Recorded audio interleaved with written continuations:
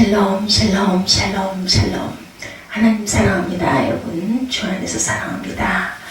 우리 역대상 13장 6절에서 14절까지 교독했습니다. 말씀과 함께 온 복에 대한 이야기죠. 하나님의 궤를 옮겨온 사건이 쭉 나열되고 있습니다.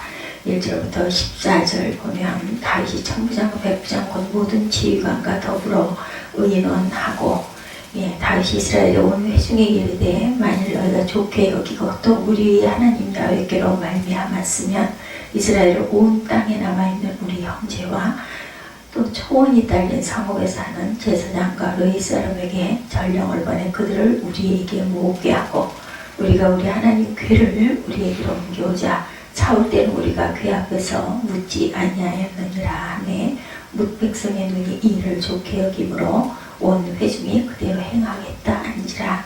이에 다윗이 그외 시글 시내부터 하맛 오기까지 온 이스라엘을 불러 모으고 기랏 여아림에서부터 하나님의 궤를 메우고자 할세. 이렇게 해서 14절에 하나님의 궤가 오베데돔의 집에서 그의 가족과 함께 석 달을 있습니다. 이렇게 끝이 나죠. 여기서 오베데돔의 집과 그의 모든 소유에 복을 내리셨더라. 이렇습니다. 하나님께서 언약궤가 있던 오베데돔의 집과 그의 모든 소유에 복을 내리셨다. 다윗 왕이 중심이 되어 법궤를 옮기는 상황을 소개하고 있는데 잘 옮기지를 못하죠. 내용을 보면 법궤는 언약궤라고도 하고 그 안에 10계명의 돌판이 있어서 명칭이 붙어 있습니다. 하나님의 말씀, 하나님의 언약, 하나님의 법이 담겨있는 상자. 쉬운 얘기로 10계명의 돌판 위에 만나 항아리, 싹이 난 지팡이가 법궤 안에 들어있었고 그것은 모두 하나님께서 직접 이스라엘을 가르치시고 먹이시고 다스림을 상징하는 것들이었습니다. 그렇기 때문에 법궤는 이스라엘 사람들에게는 가장 소중한 것으로 여겨졌고 하나님의 성막의 가장 깊은 곳 지성서에 보관이 되죠. 그리고 법궤가 있는 장소가 바로 하나님의 보좌다. 하나님이 계시다. 그러니까 법궤가 곧 하나님이다. 이렇게 생각들을 했다는 겁니다. 이스라엘 민족에게 법궤는 하나님께서 그들 중에 함께 하시는 상징이었고 또한 법궤를 따르는 것은 상징을 넘어 실제적인 하나님의 능력을 체험하는 것이다 라고 여겼습니다. 출애굽해서 광야 40년을 지나온 이스라엘 민족이 그렇게도 대망하던 가나안 땅을 눈으로 직접 바라볼 수 있는 요단 강변이를 했을 때 어떤 순서로 그 강을 건넜는지 법궤를 맨 제사장들이 철철 흘러넘치는 요단 강물에 발을 들여넣자 물이 그치고 백성의 마지막 한 사람까지 모두 건널 때까지 제사장들이 법궤를 메고 강바닥 한가운데 서 있음으로 해서 안전하게 모든 백성들이 건너갈 수가 있었죠. 그것은 곧 하나님께서 강물을 가르시고 그 강 가운데 서 계심으로 백성을 보호해 주심을 실제로 체험한 사건이기도 했습니다. 그런 역사적 사실과 경험을 통해서 하나님의 법궤는 이스라엘 사람들의 신앙과 생활에서 중심을 차지하고 있었죠. 더구나 그것은 사람이 그 안에서 만들어낸 것이 아니라 하나님의 세세한 지시를 따라 만들고 보관하고 다루도록 되어 있었던 것들이었습니다. 이스라엘 사람은 역시 다른 민족과 대동소이에서 자주 범죄에 빠지고 믿음에서 실패를 반복하는 사람들이었습니다. 그럼에도 불구하고 다시 하나님의 은혜를 회복할 수 있었던 것은 바로 제사 제도를 통해서였는데 그렇게 죄를 용서받고 은혜를 회복하는 제사의 정점이 속죄소에 제물의 피를 뿌림으로 완결되었고 그 속죄소가 어디에 있었는지 법궤의 덮궤가 바로 속죄소였습니다. 그러므로 법궤가 가지는 상징이나 효용, 그 각 기능에 대해서 얼마나 소중한 것이었는지를 더 이상 강조할 필요가 없죠. 그것이 없으면 이스라엘의 신앙과 생활에 막대한 지장을 초래하리라는 것은 불보듯 뻔합니다. 법궤에 대한 태도가 그 시대 그 사람의 믿음 수준을 결정해 준다고 해도 틀린 말이 아니죠. 오늘날은 법궤가 존재하는 구약 시대는 아닙니다. 구약의 제사제도 역시 오늘날 존재하지 않죠. 그렇지만 그것이 가지고 있었던 의미는 오늘 우리에게도 그대로 이어지고 있죠. 지금 하나님의 말씀을 대하고 예배를 드리는 우리의 자세가 그러한 믿음을 평가하는 근거가 됩니다. 본문 말씀에서 법궤를 어떻게 대하고 다루는 것이 가장 바른 자세였는지 살펴봅니다. 그리고 오늘날 우리가 하나님의 말씀을 어떻게 대하는 것이 믿음에서 온전한 자세가 되는지도 점검해보죠. 하나님의 궤를 옮겨오자. 본문의 시대적 배경은 다윗이 왕으로 있어서 국가 제도를 정비하고 규모를 갖추었던 그러한 때입니다. 왕권의 안정기가 접어들자 다윗은 국가의 지도자들을 불러서 회의를 소집합니다. 한 가지 의견 제시한 게 바로 다름 아닌 하나님의 궤를 다윗성으로 옮겨오는 것이었죠. 하나님의 궤가 당연히 예루살렘의 성전에 있었을 것이라고 생각하는 사람이라면 너무나 엉뚱한 제안이라고 할 거죠. 그렇지만 당시에는 아직 성전이 건축되지 않았고 법궤는 다른 곳에 있었습니다. 본문에 보면 법궤는 기랏 여아림에 있었죠. 그곳에 아비나답이라는 사람 집에 보관이 되어 있었습니다. 어떻게 해서 하나님의 법궤가 변방의 개인 집에 보관되어 있었나? 그것은 조금 더 역사를 거슬러 올라가서 추적해보면 알 수가 있는데 사무엘상 4장에 가보면 이스라엘과 블레셋 사이에 전투가 있었습니다. 그때 아직 이스라엘이 왕정이 시작되지 않은 사사시대의 말기였고 사사시대가 정말 혼돈과 암흑의 시대, 왕이 없던 시대였죠. 옳고 그름이 분명한 기준이 없이 사람이 다 자기 좋을 대로 살던 그런 암흑시대, 혼돈의 시대였습니다. 그래서 외세의 침략도 잦았고 외세의 침략으로 인해서 많은 수탈을 당하던 시대였습니다. 블레셋의 침략을 받아서 당황한 이스라엘 사람들이 전쟁에서 이길 묘책이 없을까 궁리를 하다가 세운 전략이 야훼 언약궤를 이리로 가져와서 그 능력을 나타내도록 하자, 이런 결론이었어요. 그래서 실로에 있던 하나님의 언약궤를 전쟁터로 옮겨옵니다. 이스라엘 군대는 사기가 춘천해서 이제 승리는 우리 것이다 하고 함성을 질렀죠. 그런데 결과는 이스라엘을 대표하고 언약궤까지 빼앗기고 맙니다. 왜 그런 결과가 되었을까요? 이스라엘의 믿음이 아니라 엄청난 착각에 빠져 있었습니다. 그들은 언약궤만 있으면 하나님의 능력이 무조건 나타날 것이다 라고 생각했는데 결국은 그렇게 되지 않죠.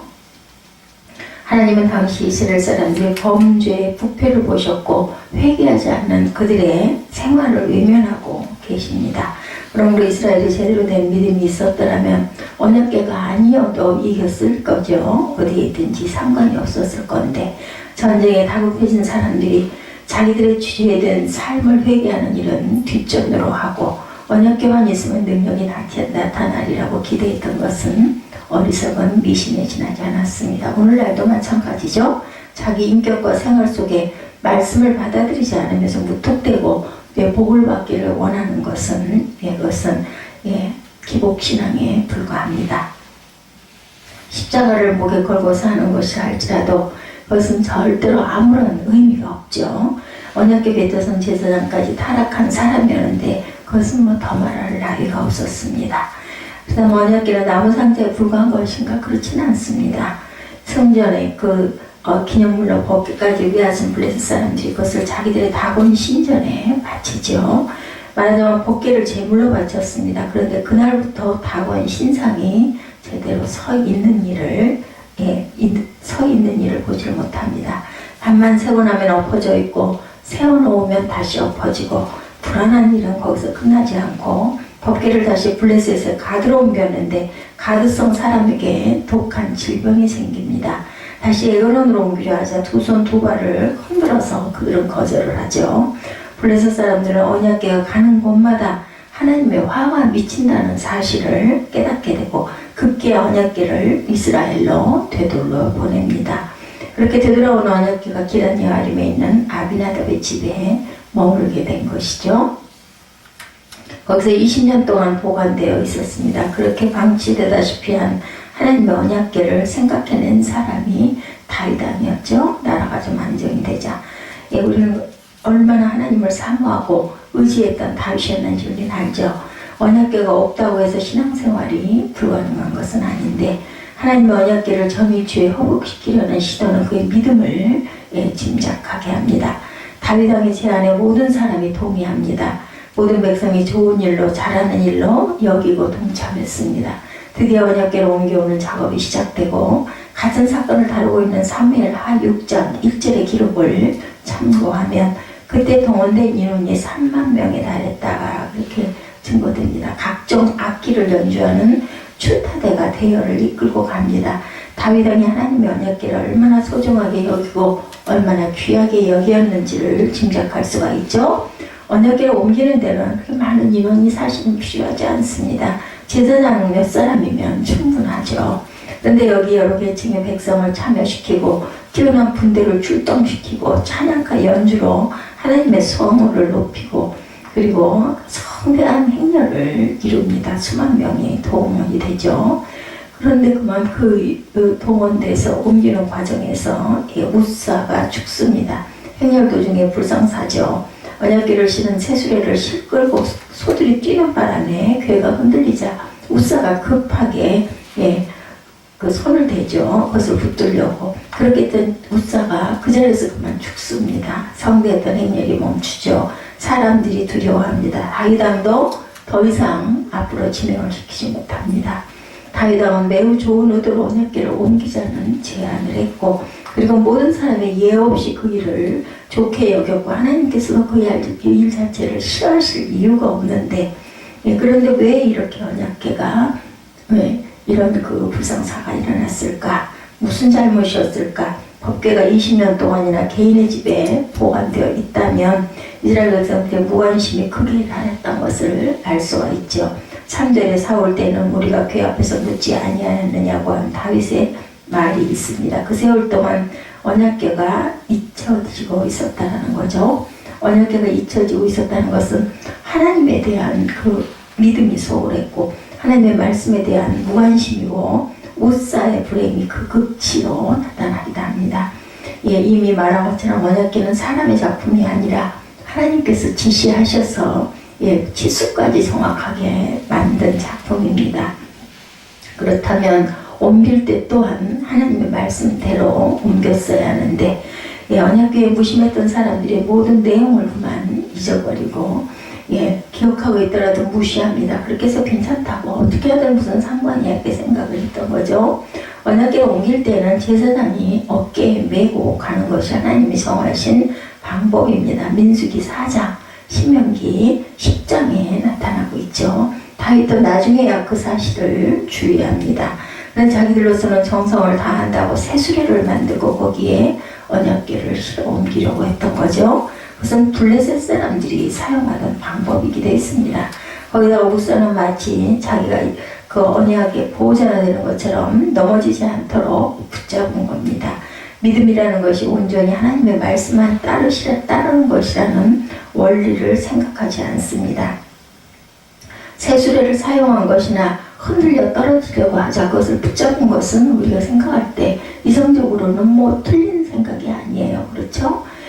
어쩌면 잘했다, 아유 큰일 날 뻔했다 하고 정말 다행이다 이렇게 생각할 수도 있는 일이었는데 하나님께서는 그 일을 몹시 노여워하셨다는 것을 우리가 주목을 해야 됩니다. 신앙은 나름대로의 열심이 아니고 스스로 생각해서 옳다고 판정하는 것도 아니죠. 오로지 하나님의 말씀을 기준으로 해야 합니다. 내 판단으로 아무리 옳게 생각되어도 하나님의 말씀이 그러다고 하시면 그렇게 하면 안 되는 거죠. 아무리 불가능하다고 생각되어도 하나님의 말씀이 그렇게 해라 하면 순종해야 되는 거라는 겁니다. 가장 위험한 것은 내가 판단하는 내 신앙, 내가 옳고 그름을 이성적으로 판단하는 겁니다.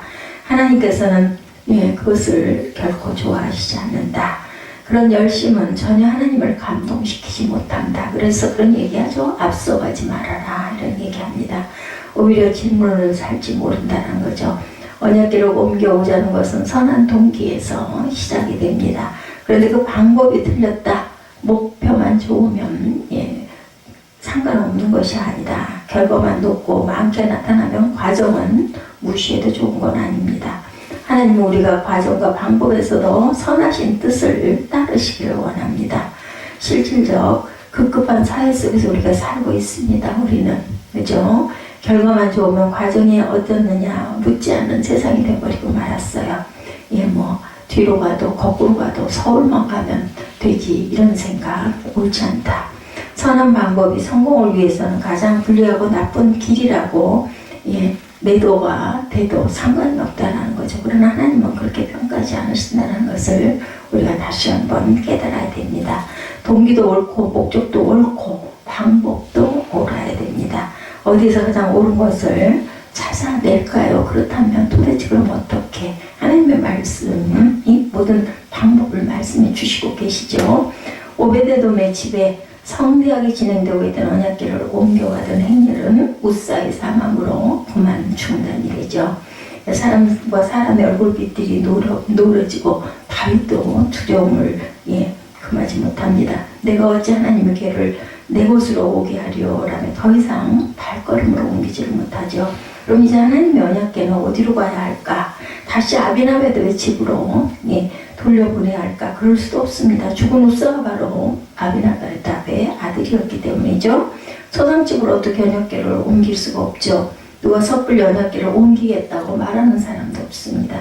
13절에 보면 치우쳐 가드 사람 오베데돔의 집으로 매어가니라. 아무도 나서지 못하고 망설이며 눈치만 살피고 있을 때 오베데돔이 선택이 됩니다. 그때 누구라도 두려워서 기피하고 싶었던 역할을 오베데돔이 감당하게 되죠. 방금 우사가 만져서 즉사하고만 그 언약궤를 어깨에 메어 자기 집으로 옮기게 됩니다. 그가 그 역할을 감당할 때 아마 엄청 두려웠을 거예요. 그렇죠? 하나님의 언약궤가 자기 집으로 들어오는 순간부터 오베데돔의 온 가족은 매우 신중하고 조심스럽지 않을 수가 없었겠죠. 그 전에 어느 때보다도 하나님을 향해서 더 집중하는 마음, 정성을 들이는 마음, 조심스러운 마음이 되었을 겁니다. 언약궤는 어떻게 다뤄야 하는지 하나님께서 지시하신 내용에 총력을 기울이고 집중을 했을 거예요. 온 가족의 관심이 언약궤 하나님과 그 말씀에 집중되었을 것은 너무나 당연합니다. 그렇게 하루하루를 지나가면서 오베데돔의 집에는 14절에 보면 하나님의 궤가 오베데돔의 집으로 들어오면서부터 그 집에 변화가 일어나기 시작했다고 기록됩니다.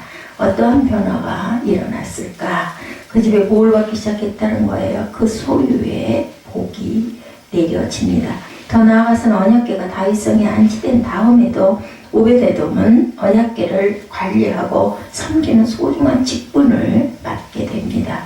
자, 저와 여러분도 알다시피 대제사장조차도 1년에 한 차례만 언약궤 앞에 나아갈 수가 있던 시대였습니다. 그런데 오베데돔은 1년 365일을 언약궤 곁에서 섬기면서 비파 수금을 타고 재금을 연주하는 찬양을 하게 됩니다. 더불어 그는 성전의 문지기가 되었는데 특히 남방 출입문 왕의 진로라고도 하죠. 그것을 담당하고 그의 형제들, 그의 아들들, 손자까지도 그 직을 계속 이어갑니다. 무엇 때문에 그런 결과가 나타났을까? 언약궤라는 특이한 상자가 그 집에 들어오면서 복을 몰아다 주었을까? 언약궤가 도깨비 방맹의 어떤 효과를 낸 걸까? 성경은 하나님께서 그런 식으로 복을 붓는 분이 아니라고 강조하고 있죠. 오베데돔의 집에도 그 신기한 상자가 복을 가져온 것이 아니라 야훼께서 그 집과 모든 소유에 복을 내리셨다라고 밝힙니다. 그렇기 때문에 동일한 언약궤를 가지고 있었지만 블레셋에서는 오히려 재앙이 내려졌고 오베데돔의 집에는 복이 내려진 겁니다. 마음의 중심을 보시고 삶을 살피시는 하나님께서 오베데돔과 그의 집, 그의 자손, 그의 소유에 복을 주셨다는 사실을 확인하면서 우리는 신명기 28장의 말씀을 떠올려 봅니다. 신명기 28장은 축복장이라는 별칭이 붙어있는 성경이죠. 1절에서 6절을 보면 오베데돔만 그런 복을 누리도록 보정되어 있는 것이 아니라는 것을 알 수가 있습니다. 누구든지 하나님께서 채워주시는 복을 받을 수 있다라는 거예요. 하나님의 말씀을 듣고 명령을 지켜 행하기만 하면 누구라도 그 복을 받기에 부족함이 없다 이렇게 증거합니다. 하나님께서 예비하신 복에는 제한이 없습니다. 어떤 사람에게는 많이 공급하고 나면 그만큼 양이 줄어들어 다음 사람은 덜로 얻게 되는 일은 아니죠. 하나님은 능력이 한이 없으신 분이시고 소유도 한이 없는 분이십니다. 선착순으로 달려가야 얻게 되는 복도 아닙니다. 누구라도 자기 자리에서 하나님의 말씀을 순수하게 듣고 성실하게 따라가고 그리고 사모한다면 얼마든지 하나님은 복을 부어 주십니다. 오베데돔도 그렇게 복을 누렸죠. 사람이 두려워하는 언약궤였지만 그것을 담대하게 자기 집으로 옮겨가죠. 그날부터 온 가족이 언약궤에 집중하고 하나님께 그 마음을 향하고 온 정성을 다했습니다. 그런 그들의 마음을 보시고 그들의 삶을 보신 하나님이 복을 아끼지 않고 부어주신 거죠. 언약궤와 함께 복이 온 것이죠. 말씀과 함께 복이 왔습니다. 만복의 근원신 하나님으로부터 은혜를 받기는 아주 쉽습니다. 하나님의 말씀대로 행하고 살고 순종하면 되는 거죠. 우리 스스로 무엇을 만들어내거나 새로운 아이디어를 짜내거나 결과를 알지 못하는 일에 전 재산을 걸어야 하는 그런 모험도 아닙니다. 가장 확실한 하나님의 말씀을 따라가기만 하면 되죠. 하나님께서 가능하게 해주신 일에서 성실히 그것을 감당하면 됩니다. 오베데돔이 그렇게 했죠. 언약궤를 자기 집으로 옮기기 위해서 황소라도 제물로 바치는 것이 아니라 레위지파로 태어난 자기 어깨만 빌려드리는, 그러니까 몸소 행하면 되는 거예요. 몸소 자기 몸으로. 언약궤를 안치하기 위한 성전을 지으라는 것도 아니었고 자기 집 방 하나만 내드리면 되는 거였습니다. 말씀을 순종하면서 나아가는 길은 우리가 굉장히 그것을 어렵게 생각하고 정말 어떻게 해야 되나 이런 것이 아니라 쉽습니다. 믿음이 없어서 그 길을 어렵다고 단정 짓고 포기하는 게 문제죠. 신명기 28장 15절에서 19절에 보면 아까 보았던 1절과 6절의 그 방법과 비교가 됩니다. 복을 받으며 나아가는 편이 쉬운가? 저주에 시달리는 게 좋은가? 15절에서 19절은 저주에 대한 말씀이죠. 1절과 6절은 복에 대한 말씀입니다. 오늘날 언약궤는 사라지고 없지만 하나님 말씀은 우리에게 남아있고 언제든지 펼치면 하나님의 음성으로 우리가 들을 수가 있습니다. 우리가 늘 성경을 가지고 있죠. 그 안에 말씀을 우리가 부지런히 읽고 마음을 다하여 깨달아 성심으로 순종하고 나가면 오베데돔이 받았던 복의 법원과는 체험을 우리가 할 수가 있습니다. 성경을 늘 가까이 해야 되겠죠. 그러기 위해서는 그냥 놔뒀다가 예배 때만 들고 다니는 게 아닙니다. 성경의 진리를 자주자주 습득해서 우리 자신이 복된 사람으로 바꾸어지게 해야 되겠죠. 어디를 가든 무엇을 하든 하나님께서 함께 하시는 복은 우리가 하나님의 말씀을 듣고 그리고 그 말씀대로 몸소 지켜 행하는 것, 그것이 바로 복으로 이어지는 길이라는 것을 잊지 않는 저와 여러분 되시기를 주님의 이름으로 축복합니다. 오베데돔에 하나님께서 복을 내리신 그런 오늘 본문 역대상 13장 14절 말씀, 하나님의 교회가 오베데돔의 집에서 그의 가족과 함께 석 달을 있으니라 그랬는데 여러분께서 오베데돔의 집과 그의 모든 소유에 복을 내리셨다라는 말씀을 깊이 기억하시고 어떻게 해서 오베데돔의 그 복을 받았는가? 모든 가족이 한마음으로 총력을 기울여 하나님의 말씀대로 행하고 모시고 그렇게 살았다. 이것이 바로 귀한 하나님의 답이라는 것을 기억하시는 저와 여러분 되시기를 주님의 이름으로 축복합니다. 기도하시겠습니다.